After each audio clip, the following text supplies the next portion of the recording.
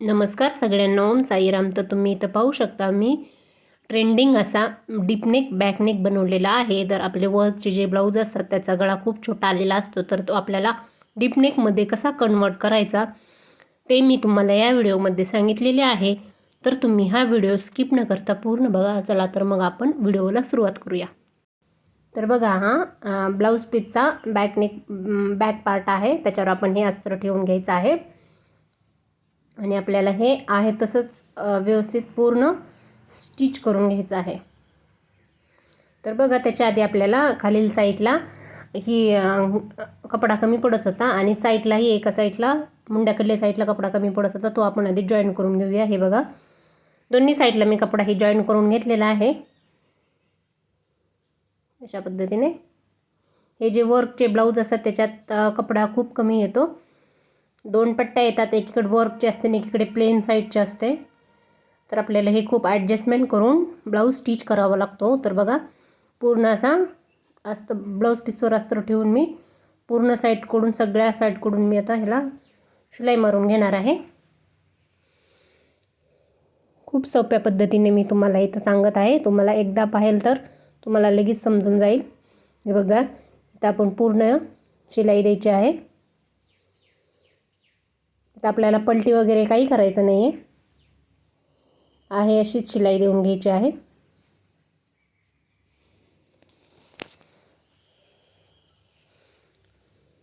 ते बघा, वर्कचे ब्लाऊज हे आपले एम्ब्रॉयडरी वर्क म्हणा, स्टोन वर्कचे असे ब्लाऊज हे आपले गळे खूप छोटे आणि ब्रॉड असतात.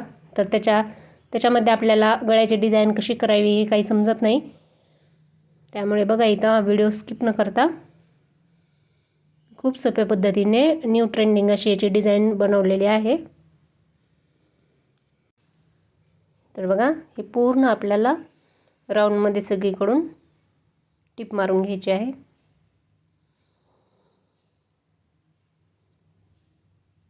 बघा, अशा पद्धतीने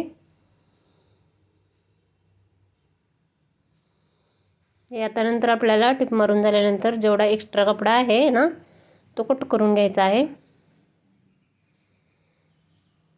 इथं बघा,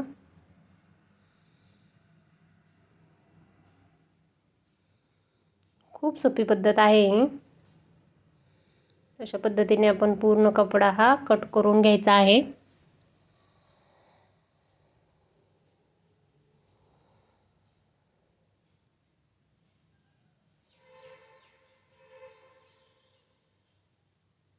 हे बघा, तर बघा, आपला पूर्ण कपडा इथं कट करून झालेला आहे.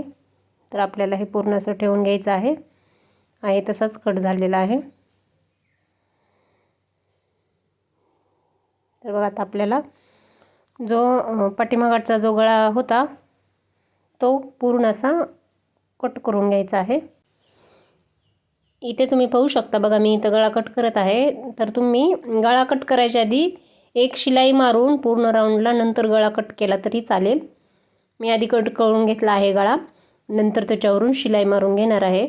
पण तुम्ही आधी शिलाई मारून घेऊन नंतर गळा कट केला तर खूप इझी होईल. हे बघा, अशा पद्धतीने काढून घेतला आहे. तर आता आपल्याला पूर्ण ह्याला एक शिलाई मारून घ्यायची आहे. बघा, अशा पद्धतीने पूर्ण ह्याला आपण शिलाई मारून घेऊ. बघा,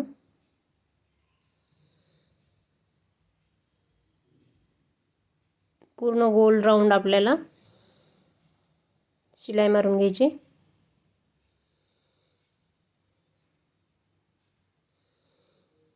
अशा पद्धतीने पूर्ण आपली बघा इथे शिलाई देऊन झालेली आहे.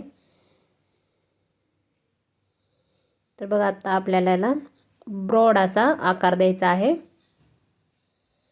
अशा पद्धतीने जिथून आपण वरचा गळा छोटा गळा कट केलेला आहे तिथून शेप देत देत आपल्याला ब्रॉड असा गळा करून घ्यायचा आहे. याच्यात आता बघा, आधी याला मी शिलाई मारून घेऊन नंतर कट करते. असं सेम आपल्याला पहिल्यांदा करायचं आहे छोटा गळा कट करताना. पण मी आधी गळा कट करून नंतर शिलाई दिली होती, पण तुम्ही आधी असं शिलाई देऊन नंतर गळा कट करून घ्यायचा आहे. त्याने फिनिशिंग खराब होत नाही, खूप व्यवस्थित अशी फिनिशिंग येते.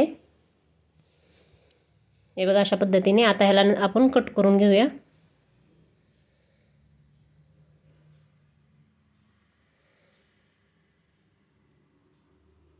अशा पद्धतीने पूर्ण आपला असा ब्रॉड गळा तयार झाला आहे.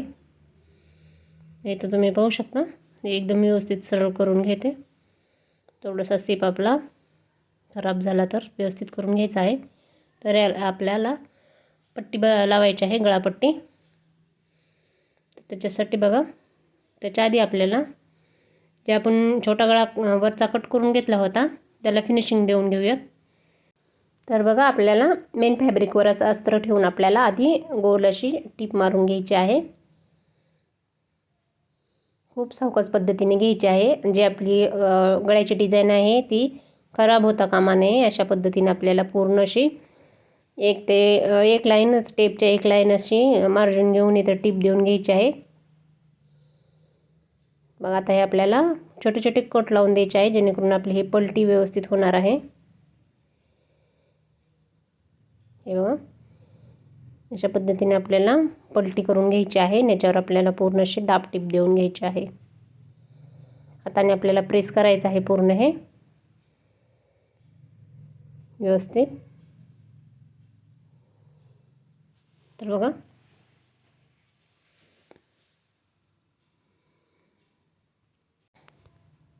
अशा पद्धतीने पूर्ण आपल्याला इथं दाब टीप देऊन घ्यायची आहे. बघा, अगदी व्यवस्थितपणे आलेलं आहे आपलं पूर्ण फिनिशिंगमध्ये. तर बघा, त्याचा सेंटर काढून आपल्याला हे आता कट करून घ्यायचं आहे.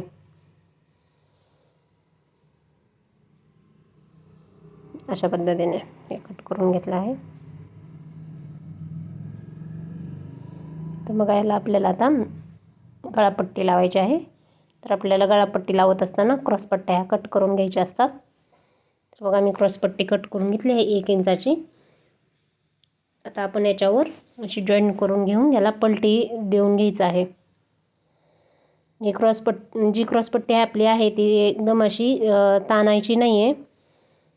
एकदम व्यवस्थितपणे हळूवारपणे आपल्याला इथं क्रॉसपट्टी घ्यायची आहे.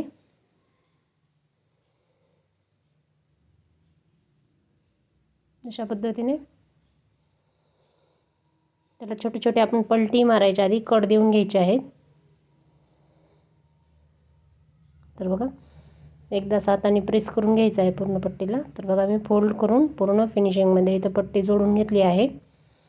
तर बघा, आता इथं आपले 2 पार्ट जे काढले होते ते अशा पद्धतीने आपल्याला ठेवून घेऊन त्याला पिनअप करून घ्यायचं आहे. त्याच्या आधी बघा, आपले शोल्डर किती आहे ते मेजरमेंट करून आपण घेऊया.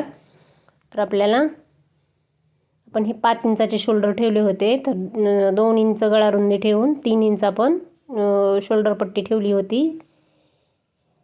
ते मेजरमेंट घेऊन आपल्याला हे वरचे 2 पार्ट अटॅच करायचे आहेत.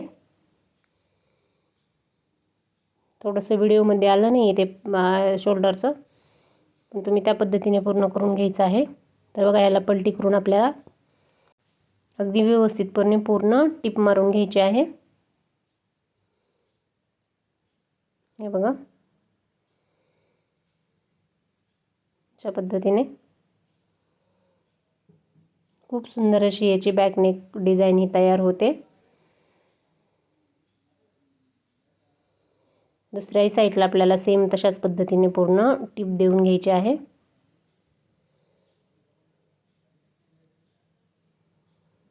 हे बघा, ते आपल्याला जे एक्स्ट्राचा कपडा होता तो नंतर कट करून घ्यायचा आहे.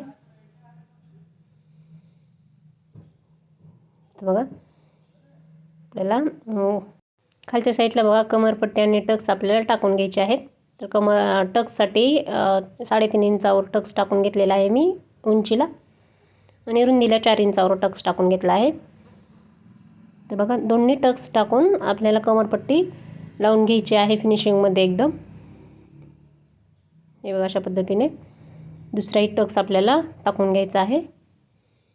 त्याच्यानंतर कमरपट्टी घेऊन आपण असे याला खूप सुंदर असे छोटेसे लटकन लावून एकदम फिनिशिंगमध्ये बॅकनेक आपला तयार केला आहे. तर इथं पाहू शकता एकदम सुंदर असा फिनिशिंगमध्ये ट्रेंडिंग असा बॅकनेक तयार झालेला आहे.